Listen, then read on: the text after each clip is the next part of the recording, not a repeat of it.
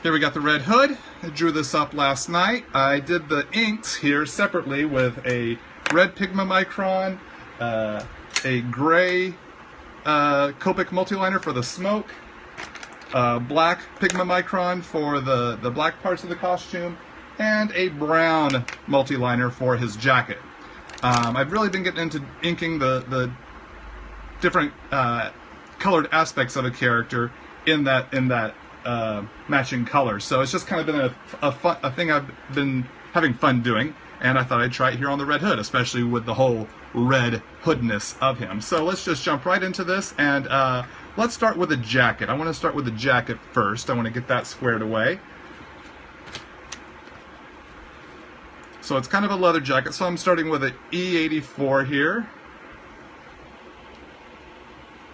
And I'm going to start cutting in the color.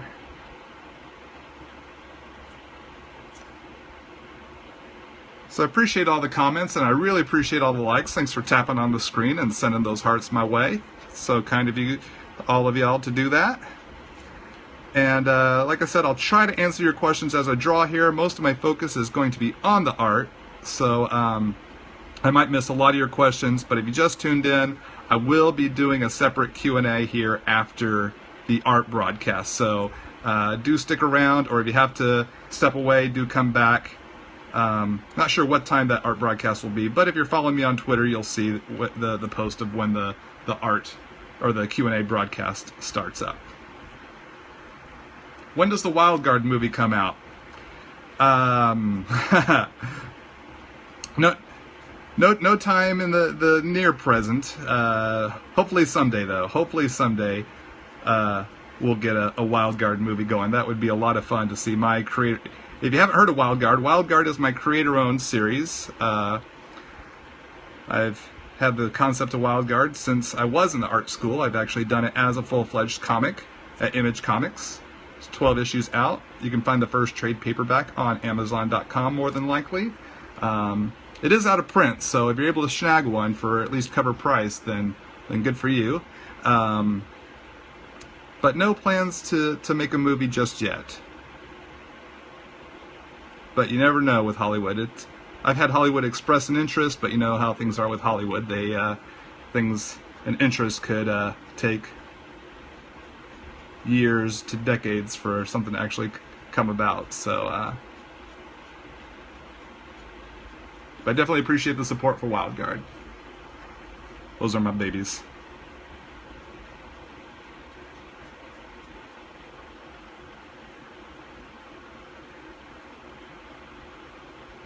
How do I get my lines so smooth? Are you talking about the inked lines or the Copic color?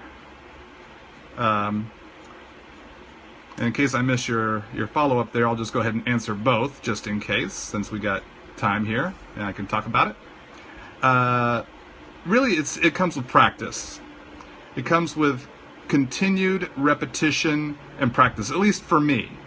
It's just developing the hand control, the confidence in how to move the pen or marker across the page. It's not easy at first. You're going to fumble and bumble around because, like with learning anything new, there's going to be that wobbly, freshly born foal baby horse trying to walk, Bambi on the ice sort of wobbliness to whatever it is we're trying to do. So our art's going to have, if you look at my art when I was a little kid or a teenager, the lines did not look like this. My shapes and structure did not look anywhere close to this because I was a kid. I was learning. Even through my art school days, still learning. Heck, even now I'm still learning. There's always something new to learn. I don't ever claim to know everything. But I do enjoy experimenting with new materials, new medium, and trying new things so that I can learn new ways to draw things. So how to get your lines smooth and clean and tight, if that's the direction you want to go, draw every day, practice every day, and give your grace on yourself, for the wobbly lines, just knowing you got to keep at it. I'd look at comic book inkers and think, how do they get them so smooth? How do they get those sweet fades? I'll never get there. You know what? I kept at it, and I started to learn how to get those quality lines and shapes. But it's really that repetition and practice, because you're training your eye and hand to work together with your brain. What you see in your brain, see in your mind's eye, you're working on training your hand to get there. I believe, at least for the most part. So that's why if you ask an artist, a comic artist, what you need to do, and every artist is telling you practice, this is why we're telling you to practice. It's really probably the biggest step, because you're going to learn as you go. You got to draw a bajillion cruddy drawings to get to the good drawings. It's just always working at it. And it's not always the funnest answer, but it is probably the most realistic answer. Because that's a majority of what I did, was just practicing and drawing and keeping lines on paper. I consider if art is a journey, then every illustration is a step on that journey. And as long as you're drawing, you're moving. And if you're moving, you're hopefully getting somewhere. Most of your steps will be forward, though sometimes you'll take a step backwards. It's okay if you end up taking a step backwards. That happens in life. That's just the reality of life. But be encouraged that most of the time you're going to be moving forwards if you have the right attitude, and keep at it. So there we go. We got some jacket going there. I might put in a secondary color here. Let's see if I have a shade that kind of works for me. Let's see. I think this one's a little too dark. Yeah, it's way too dark.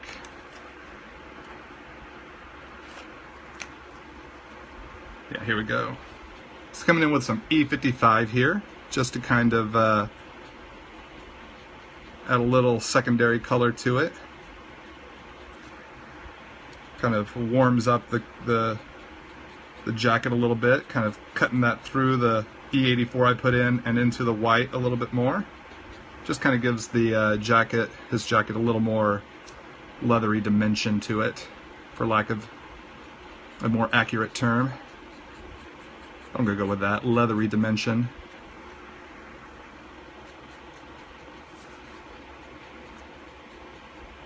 I want to say welcome to everyone. If you're brand new tuning into my Periscope broadcast just now here, as we work on the Red Hood. During my Q&A, I turned the questions onto the Periscope group. Hopefully y'all were there at my last Q&A, and I asked the question, which characters would you like to see me draw in a future Periscope? And Red Hood came up probably most frequently from what I could see. A lot of suggestions came scrolling by, so it was hard to catch them all, but Red Hood really did stand out as one that many of y'all were saying. So I thought, you know what, let's give him a try. I have not drawn many Red Hoods in my day since he's come on the scene, so I thought I'd give it a try late last night. You can see the line art for this on my Twitter and Instagram accounts. So if you just want to see what the line art looks like, be sure to swing by either of those social networks of mine. I'm at Todd Nauck at both of those, and you can see how what the straight up line art work looked like. Alright, so I'm still keeping a little white on the board just for some kind of highlighty effects. Let's cut in with a little warm gray for some shadow. Coming in with a warm 5. Just on the bottom parts of like his arms, kind of through the pit here, through some of the folds, behind his neck, coming up through the pit. The warm gray just kind of helps mute it out a little bit, kind of gives a little more edge.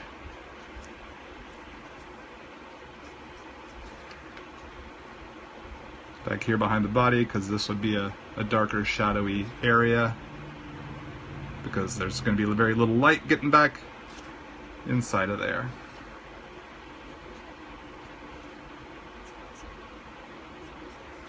Oh yeah, so I was saying, if you just tuned into this Periscope broadcast, I'm not able to answer a whole lot of questions at this time. Please do feel free to post them though.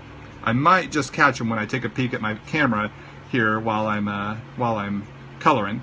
But I'm doing a separate Q&A. So if you just tuned in and you want to stick around after the art broadcast, please do stick around for my separate comics Q&A part of my show, and we can talk comics for usually we go for about half an hour for the Q&A portion, depending on how much time there is and what else I need to do. I still have some work I have to do later today, but I thought it's Labor Day. Probably a lot of people are at home or not at work or school, so this would be a good time to do a Periscope to catch as many of you guys as possible, and gals. Guys and gals. Alright, so let's see. Up next, let's tackle the bodysuit. I'm going to save the red hood for last. That's going to be our big closer. So, let's see. We got the smoke, which will be warm gray. The gun I'm going to do in neutral gray, and so his bodysuit here will be in cool gray. So I'm going to start with a cool 5 as kind of a bit of a base color. I'm going to come in with lighter shades of cool gray as we go to pull the dark into the light, or the white portions that I'm leaving open here.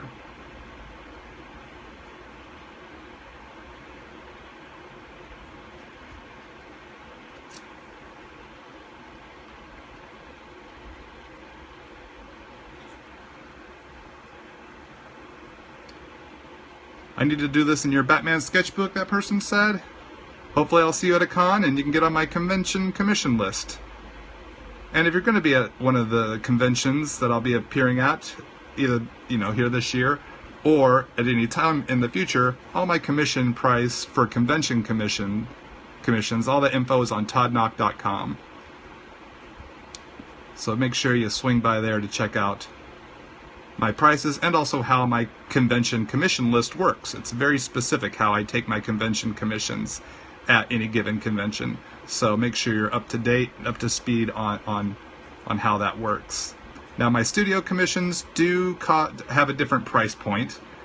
They cost a little bit more than my my convention commissions because you're getting uninterrupted studio time as opposed to commissions being drawn on the floor. So you get a lot more time and attention going into commissions from my studio, so they cost a bit more. So so do keep that in mind, that whatever commission prices you see at my convention listings, that is not the price of my studio commissions, for exactly the reasons that I mentioned there. The amount of time and energy that goes into a commission in my studio is a whole lot more than what can be put in on the convention floor. Alright, so let's see, and we'll put some of this in the belt as well. But not the buckles. Those I want to start with a lighter gray. So, that was a cool 5. Now we're going to bring it on down to a cool 4.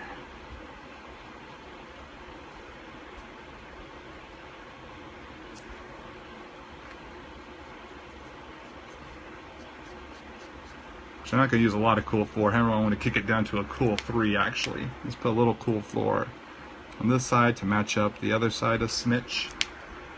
Want more contrast between the cool 5 and the next color, so I think a cool 3 is going to give us more of that contrast. More of that jump that I'm wanting.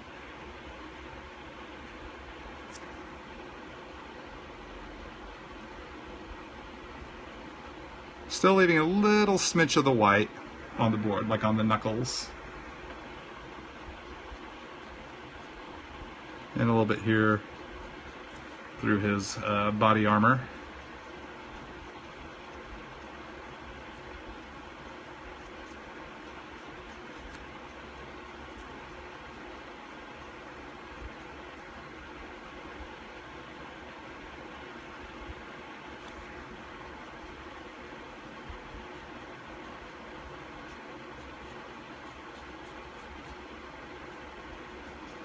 All right.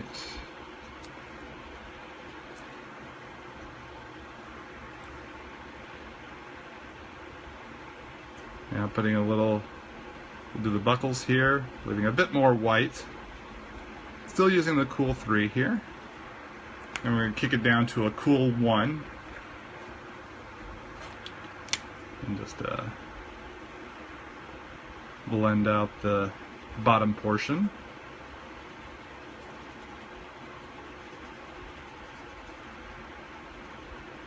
Leaving the upper parts there white so they look a little more buckly. Maybe just put a little bit of gray right through here. Just a little smidge. That cool 1 right there. Alright. You know what? I want to use a little cool 6 here to put a little more shadow underneath the jacket. But the jacket's casting a shadow. So we're just going to add a little bit of this right there. Cut that into the pectoral muscle a little bit. Maybe a little bit right through here. Just a little. Don't need a lot. Just some little cuts. Some little cuts to create some shape and dimension. A little bit under the chin. The old chinsy there. A little bit here on the gloves. Just a little bit. Just letting the brush tip create with I just apply the pressure there and it creates a little shape, little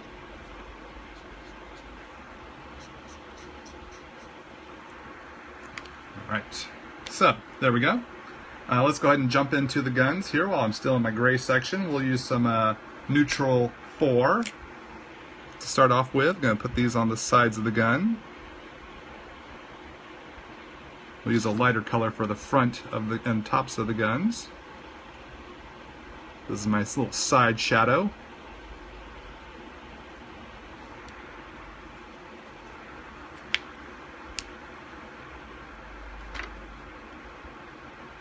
Let's see. Let's cut in with some lighter. This is we're jumping down to the N2. The N2, neutral gray number 2. For the fronts of the guns, of the pistols.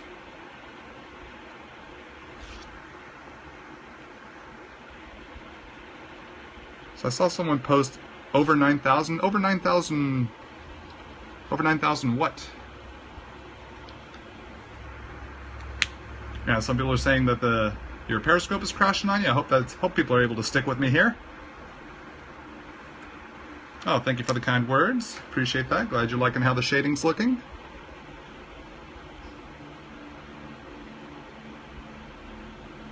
Oh, the over 9,000 was a Dragon Ball reference. Gotcha. Thanks for cluing me in.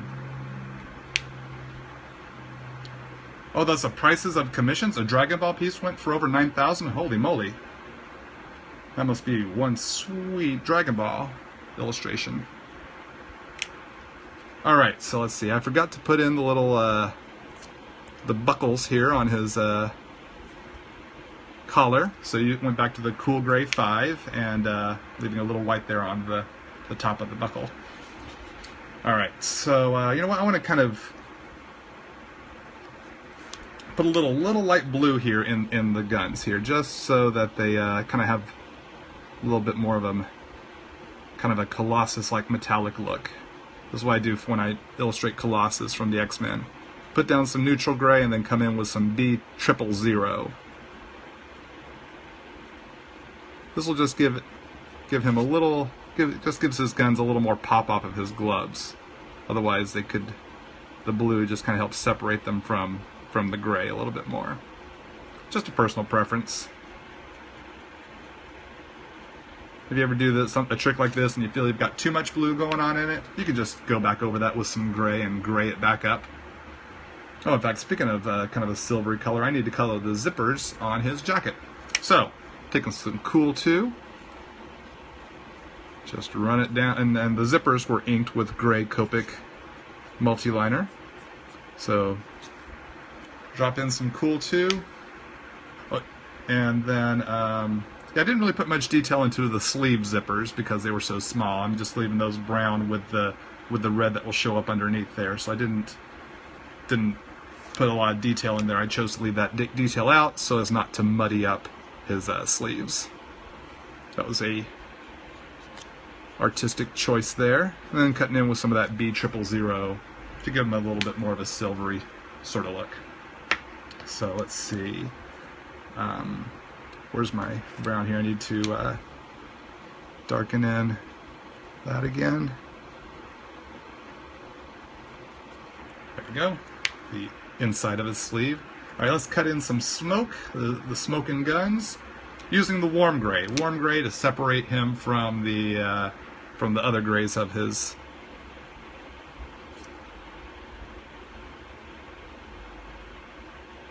illustration, the bodysuit, gun, and now smokes, all different shades of gray.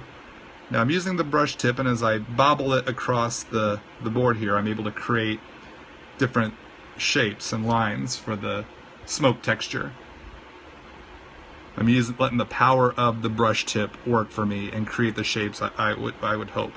And because smoke is it's a natural sort of element, you don't want to really get in there too much and overwork it. You just want to let the smoke be smoke.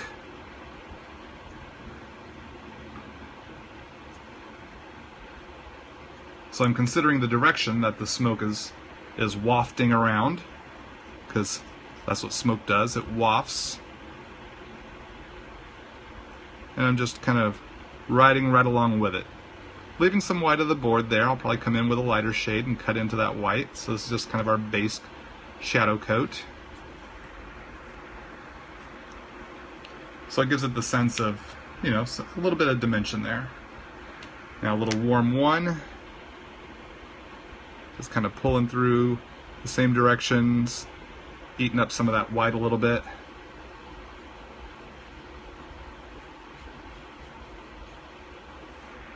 And I want some darker shadows in there, so I'm going to come back in with some warm 3.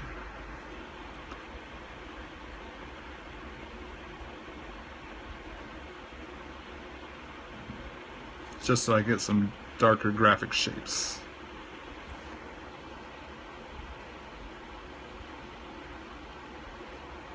So the challenge here is not to overwork the shapes, but to really let the brush do the work. It's a challenge, it takes a while to learn, but I feel that the Copic brush tip is the most forgiving of all brush tip pens or markers. That's a little bit more manageable. It's using Copic brush markers, the brush tip of a Copic sketch marker, that gave me the confidence to start using a Pentel pocket brush pen or any other types of pocket brush pens, because the brush tip of a Copic feels like it's a little bit between, like on the spectrum of marker and brush. The brush tip of a Copic sketch marker feels like it's the halfway point. So it kind of gave me the comfortability of a marker, which I felt like a regular marker tip, which I felt comfortable with, like a Sharpie or whatever. And then, but the challenge of the brush, I wasn't ready there yet. So they were like my training wheels that led me quickly to feeling confident in using brush more. All right, so now here we go. Time for the red of the Red Hood. So I'm starting with the R24, one of my favorite shades of red, and I want to consider where some highlights, some reflective light will be on his helmet. So I was looking up reference of Red Hood last night, and there's some great cosplayers out there who have some great photos of Red Hood helmets, and just seeing how the light hit the helmet, and where would there be a big white highlight.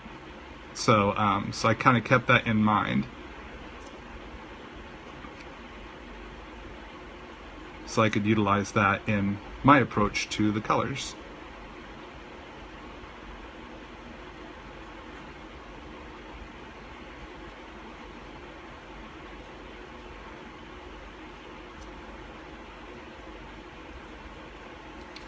Alright, we'll put some red here in his sleeves and in his bat symbol. This is just the base red, the R24 is just the base. I want this, I'm going to be cutting in with some orange here as the light shines on it to lighten it up, but still keep it vibrant is using some orange, as y'all have seen me do in other videos, like Spider-Man and Deadpool videos. Been incorporating more orange, a trick I learned from superstar colorist Edgar Delgado, who colors a lot of Humberto Ramos' stuff. Edgar is an amazing colorist. Had the pleasure of him coloring some of my convention commissions. People get a black and white commission from me and then have Edgar color it, and it's always fun to see what he does. And so that was a YR07, now a YR12 is a much lighter shade.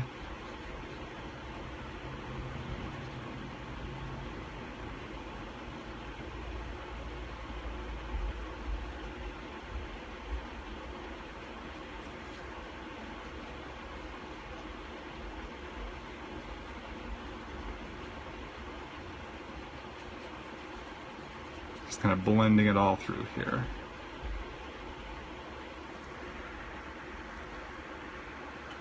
So the orange kind of maintains the vibrancy and brings us from the red into the white highlight.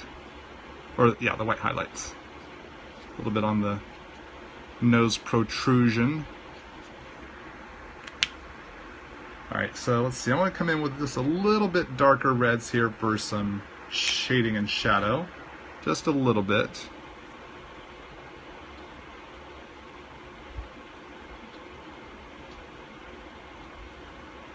In fact, I'm probably not going to use a lot of this. It's a little darker than I wanted it to be. But what I do want to do is come in with a little warm gray. Let's try the warm 4.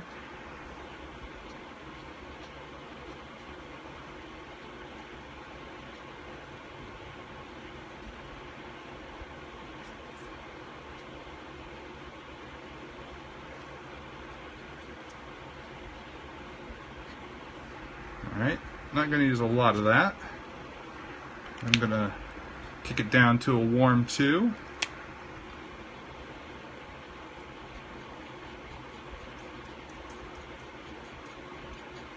Always keep in mind the shapes and angles of the face, the forehead, the cheeks, the jawline, the nose area, the chin. These are all different planes. Like if you were to make a very angular digitized replica of the face, there would be all these different angles and planes. So kind of keep those in mind as I approach how I shade the light and dark areas. Alright, and so the putting the warm gray in here kind of mutes it out a little bit. Love using the grays on my colors to help tone back the brightness and give it a little more of a shadowy effect. Works out really well. So let's put a little cool gray, some cool 0 here through the eyes. Just a little bit of the whites of the eyes just to kind of give it a little sense of shadow. It's very subtle. It might not even show up here on the video. So this is the direction we're heading. I want to put a little bit of that cool blue, that B000 here in the belt buckle, just so it stands off against the belt a little bit more. Just gives them a little bit more color and pop, just a smidge. Don't want it to go too super crazy. And let's put a background shape in here. So using my, let's get these markers out of the way, using my T-square, easy for me to say, T-square and triangle. You can then, so the T-square is down here, T-square up against the board,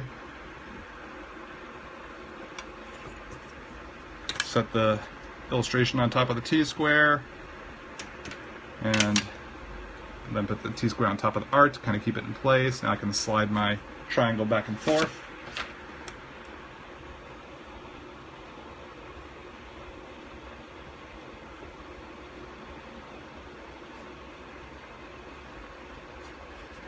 Just throwing in some guidelines here. Now keep in mind where the lines are going to go. Like things to be just a little off center to to keep it interesting, we slide the T-square up and cut across the top. And where do they intersect with the other elements on the board? You know what? That's too low. I want a little more. Don't want the line so close to his head. I don't want it to create a tangent. So as you can see, this line was too close to the top of his head. That would have looked a little too weird. We wanted to utilize some of that real estate at the top of the illustration. But I don't like how it comes right to the corner of this bit of smoke. So I'm going to scooch it out just a little bit. So again, I'm not creating too much of a tangent. So I'm keeping in mind all the different other elements on here and where is an appealing place to put each line, to cut each line of the graphic shape behind him. That is one of those design elements that can come into play.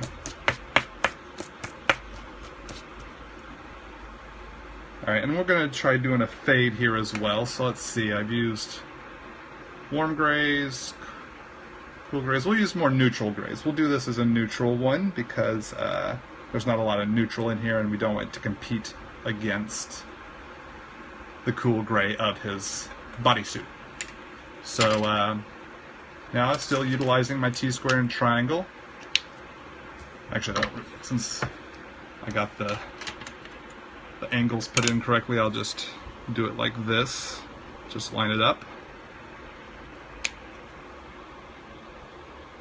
Starting off here with a neutral 7. Start my guidelines.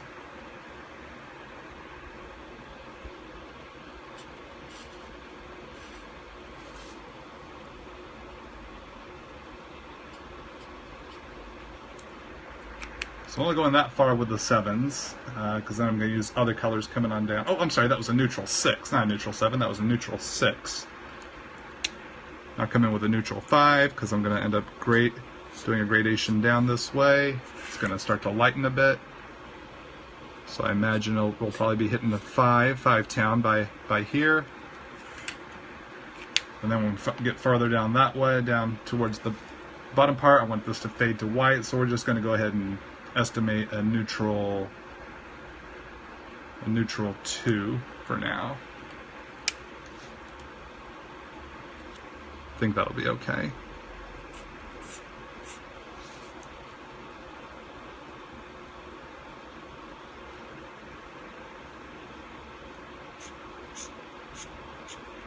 Alright, so now we're set up for the gradation. Did a gradation on the Joker headshot. I hope y'all remember that. If y'all tuned in last week when I did a Joker, hopefully that's up on the YouTube now. And if you're new to my Periscope broadcast, you can check out more of my videos at my YouTube channel, youtube.com/Todd Nauck. You can see other Periscope broadcasts, some in portrait mode, some in landscape mode. I can now convert many of my Periscope broadcasts to landscape. Some I can't, some are stuck in portrait mode, but this one hopefully will be in landscape. I've learned a trick now. There's a flip and rotate video app that I now use to rotate all my videos. That's why I draw at an angle here most of the time, so that it works both portrait and landscape. Alright, so got our neutral 6 in.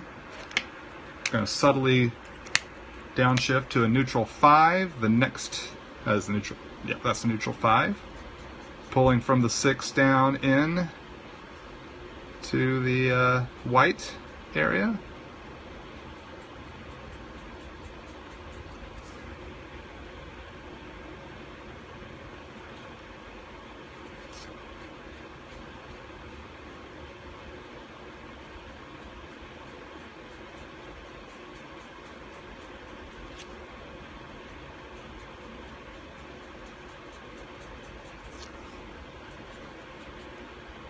Alright, so we got some 5 there. Now we're coming into the neutral 4.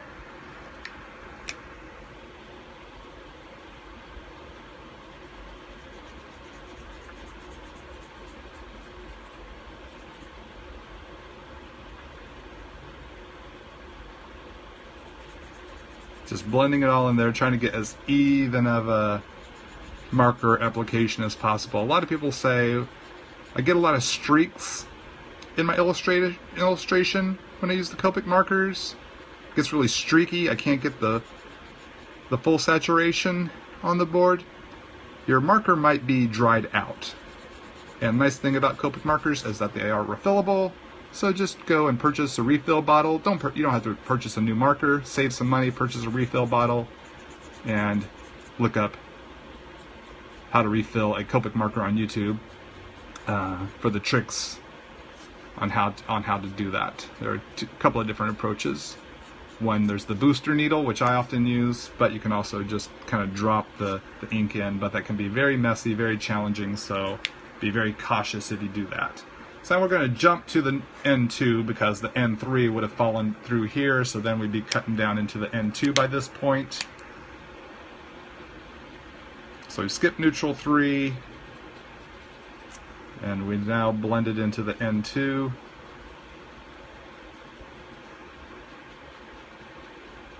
Yeah, so heavy saturation will get you that smooth look to your color on the page. Now into the N1. We'll just let this blend out into oblivion here. Keeping in mind this is where his waist or his legs and stuff would go, so I'm not going to color into that part because then it'd make it look like he's been severed. We're not going for a Qui-Gon Jinn look here, so I'm leaving that for the illusion of his legs below.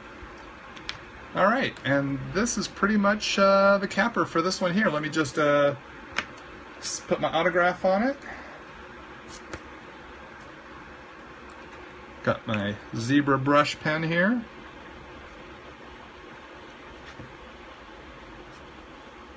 What is today's date? Today is the 7th, I believe, right?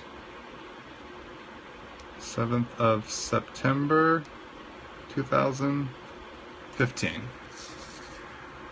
There we go.